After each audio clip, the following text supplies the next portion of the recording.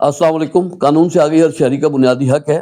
آج ایک چھوٹا سا موضوع ہے، میں اس کے اوپر بات کر رہا ہوں جو کہ زیر تربیت وکلاء اور عام لوگوں کے لیے بھی سمجھ کے لیے ان کے لیے بھی ضروری ہے۔ تو ویڈیو کو پورا دیکھیے گا تاکہ آپ پوری بات سمجھ سکیں، اور لائک شیئر سبسکرائب بھی کیجیے گا تاکہ کسی اور کے بھی کام آ سکے۔ تو موضوع یہ ہے کہ بعض دفعہ یہ ہوتا ہے کہ کچھ لوگ آپس میں معاہدے کرتے ہیں، کوئی اقرار نامہ ہو گیا، کوئی معاہدہ ہو گیا، تو وہ اس معاہدے کے اندر جو ہے نا یہ لکھ لیتے ہیں کہ اگر فریقین کے درمیان کبھی بھی کوئی اختلاف ہوا، کوئی تنازع پیدا ہوا، کوئی معاملہ ایسا پیدا ہوا، تو اس کے لیے جو ہے دونوں فریقین جو ہیں وہ باہمی رضامندی سے ایک آربیٹریٹر ثالث مقرر کریں گے، اور اس تنازع کا جو فیصلہ ہے وہ ثالث کرے گا۔ اور جن فریقین میں کبھی کوئی ایسا تنازع پیدا ہو جاتا ہے، کوئی مسئلہ بن جاتا ہے، تو ان کو پھر اس معاہدے کی شق کے مطابق ایک آربیٹریٹر مقرر کرنا ہوتا ہے ثالث۔ بعض بار یہ ہوتا ہے کہ وہ ثالث یوں سمجھ لیں کہ مقرر کر دیا، ثالث خدا نخواستہ فوت ہو گیا، یا غفلت وہ کر رہا ہے، لاپرواہی کر رہا ہے، مابین جو تنازع ہے اس کے لیے وہ کارروائی کو شروع نہیں کر رہا، کوئی بھی ایسی وجہ ہو جائے کہ وہ جو ثالث ہے، یا آپ یہ سمجھ لیں کہ اب جو ثالث اگر ابھی مقرر نہیں کیا اور دونوں نے باہمی رضامندی سے مقرر کرنا ہے، تو ایک فریق تو تیار بیٹھا ہوا ہے، دوسرا فریق جو ہے وہ دلچسپی نہیں لے رہا، وہ ثالث کو مقرر نہیں کر رہا، وہ اس سے کہہ رہا ہے کہ بھائی ثالث مقرر کرو تاکہ اس مسئلے کو، اس تنازع کو حل کیا جائے۔ اور مطلب کوئی بھی ایسی وجوہات ہو سکتی ہیں کہ وہ ثالث جب اس طرح کوئی ایک فریق دلچسپی نہیں لے رہا اور وہ ثالث مقرر نہیں کر رہا، تو اس معاملے میں وہ کوئی بھی پیش رفت وہ نہیں دکھا رہا، تو اس صورت میں پھر یہ ہے کہ وہ فریق جو تیار بیٹھا ہوا ہے کہ ثالث مقرر ہو جائے، تو وہ پھر وہ دوسرے فریق کو جو ہے 14 دنوں کا ایک نوٹس دے گا، جس کے اندر وہ سارے حالات تحریر کرے گا کہ یہ ہمارا معاہدہ یا اقرار نامہ تھا جس میں یہ معاملات تھے، اور شک نمبر فلاں کے مطابق جو ہے یہ ہمارا اس میں تھا کہ آربیٹریٹر مقرر کیا جائے گا، کوئی ثالث مقرر کریں گے تاکہ ہمارے تنازع کا فیصلہ ہو، لیکن آپ نہیں کر رہے ہیں، تو لہٰذا بہرحال آپ اپنا آربیٹریٹر جو ہے جو بھی کوئی نامزد کرنا چاہتے ہیں یا باہمی اتفاق سے، تو بیٹھ کر اس کو مقرر کریں تاکہ ہم اس کو آگے معاملے کو چلائیں اور تنازع کو حل کریں۔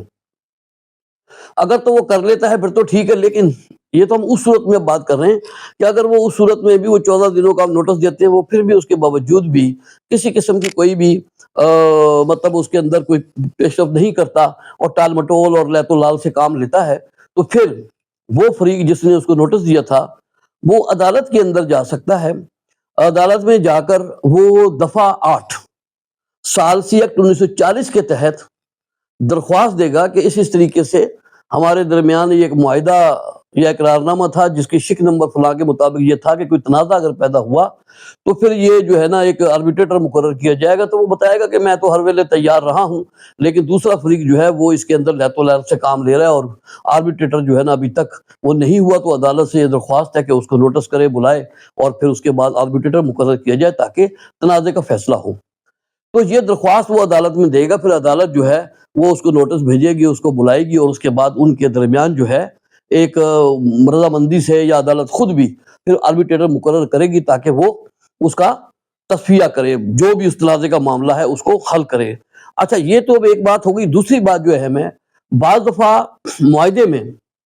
یہ لکھا ہوتا ہے، اس میں تو جو میں نے دفعہ 8 کے تحت بتائی ہے، اس میں صرف اگر ایک آربیٹریٹر مقرر کیا جائے گا تو دفعہ 8 کے تحت پھر درخواست عدالت میں دی جائے گی۔ بعض معاہدہ میں اور اقرار ناموں میں یہ لکھا ہوا ہوتا ہے کہ اگر کوئی مابین فریقین کوئی بھی تنازع پیدا ہوا تو دونوں فریقین اپنا اپنا ایک ثالث مقرر کریں گے، اور وہ ثالث پہ اس معاملے کا حل نکالیں گے، اس تنازع کو حل کریں گے۔ بعض دفعہ ایک فریق تو اپنا ثالث مقرر کر لیتا ہے، دوسرا فریق جو ہے پھر وہ لالات کرتا ہے، وہ اپنا ثالث مقرر نہیں کرتا، یا کوئی ثالث اس نے کیا ہے تو وہ فوت ہو گیا، یا وہ توجہ یا غفلت لاپرواہی کر رہا ہے، اور وہی دوسرا فریق جو ہے دوسرے ثالث کو بھی سامنے نہیں لا رہا۔ تو مطلب یہ ہے کہ مابین فریقین وہ بات وہیں کی وہیں پھنسی ہوئی ہے، اور وہ جو ایک آربیٹریٹر ہے دونوں کا اپنا اپنا ثالث جو ہے وہ مقرر نہیں ہو پا رہا، تو پھر وہی فریق اسی طرح سیم اس کو پھر 14 دن کا نوٹس دے گا، اور اس میں سارے حالات لکھے گا کہ بھئی اس طریقے سے یہ ہمارے درمیان ایک معاملہ تھا، اور یہ شک کے مطابق آپ نے اپنا ایک ثالث مقرر کرنا تھا، میں نے اپنا کرنا تھا، لہذا آپ اس میں دلچسپی نہیں لے رہے ہیں، تو لہذا یہ آپ کریں، اور 14 دنوں کے اندر آپ جو ہے نا اپنا ثالث مقرر کریں۔ تو اگر اس کے باوجود بھی وہ دوسرا فریق پھر لیل و لال سے کام لیتا ہے اور وہ ایک ثالث مقرر نہیں کرتا، تو پھر آپ عدالت کے اندر جو درخواست دیں گے وہ زیر دفاع 9 دیں گے۔ सालसी एक्ट 1940 के तहत, क्योंकि उसमें सिर्फ मुआहदे के अंदर सिर्फ दफा 8 के तहत सिर्फ उस सूरत मिल जाएगी जब एक ही आर्बिट्रेटर का जिक्र था कि भाई एक मुकर्रर करेंगे दोनों अफ्रीकन। इसमें चूंकि जिस मुआहदे में ये हो कि 2 अफ्रीकन, तो ऐसी सूरत में फिर आप अदालत में दरख्वास्त देंगे और दरख्वास्त में आप वो जो आर्बिट्रेटर अगर आपने कोई मुकर्रर किए थे उनको भी आप पार्टी बनाएंगे और आप अदालत से दरख्वास्त यही करेंगे कि भाई इस तरह ये हालात व वाक़यात हैं, दूसरी पार्टी जो है ना वो इस तरह आर्बिट्रेटर मुकर्रर नहीं कर रही है, लैतुल से काम ले रही है, जिसकी वजह से तनाज़े का मसला का हल नहीं हो रहा, तो आप अदालत से दरख्वास्त ये करेंगे कि मैंने तो अपना आर्बिट्रेटर जो है सालिस जो है वो मुकर्रर किया है, तो अदालत उनको तलब करे और उनको हुक्म दे कि वो अपना सालिस जो है वो इसके अंदर मुकर्रर करें। और दूसरा आप साथ में ये इस्तिदा करेंगे कि अगर वो अपना सालिस फिर भी मुकर्रर नहीं करता या अदालत में नहीं आता, तो हमारा मुकर्रर करदा जो सालिस है जो हमने किया हुआ है उसी को वाहिद सालिस वो मुकर्रर किया जाए और वो ताकि इसका फैसला करे। तो फिर अदालत जो है ऐसी सूरत के अंदर जैसी भी नैयत होगी उसको सुनने और करने के बाद जो है फिर उसी को वाहिद सालिस भी तकर्रुर कर सकती है कि भाई वही इनका जो भी मामला है वो अपना फैसला करके अदालत में जमा करवाए। और ये जो दरख्वास्त होती है ये उस अदालत में दी जाएगी जिस अदालत के अंदर जो है ये मायदा तहरीर व तकमील हुआ होगा, ठीक है ना, तो उसी अदालत के अंदर ये दिया जाएगी। और ये जो फैसला सालसी है, जब सालिस जो है फैसला करके अदालत में जमा करवा देगा, जब वो कोर्ट 2 अफ्रीकन के एतराज़ात सुनने के बाद अगर उसमें कोई कानूनी खामी या कोई ऐसी चीज़ नहीं है,